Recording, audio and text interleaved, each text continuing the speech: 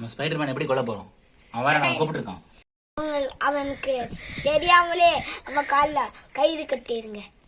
அப்ப என்ன பார்த்து அவ ஓடி வரும்போது கீழே விழுந்து பாக்ஸ் நம்ம கையில வந்துடும்.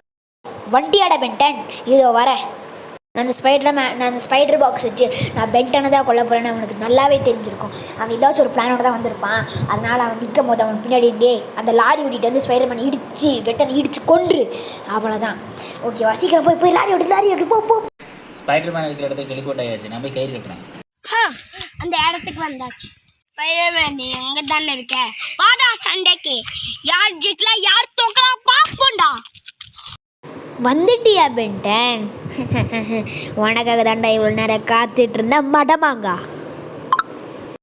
ஏன் மாங்காய் கொட்டை நீயே வந்து என் வலையில மாட்டிக்கிட்ட. வந்துடுறா. ஏய் பின்னாடி பாரு.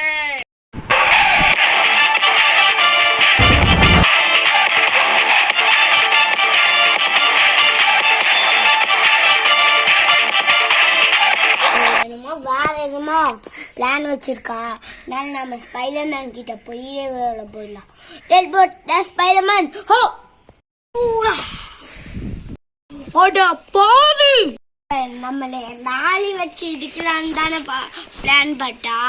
ஆனா நம்ம ராலியில ஒரு கயிறை போட்டு மரத்துல போட்டா எப்படி அவளால தப்பிக்க முடியும்? இப்ப என்ன பார்க்கலாம்? இவனை கொல்லாம விட மாட்டேடா.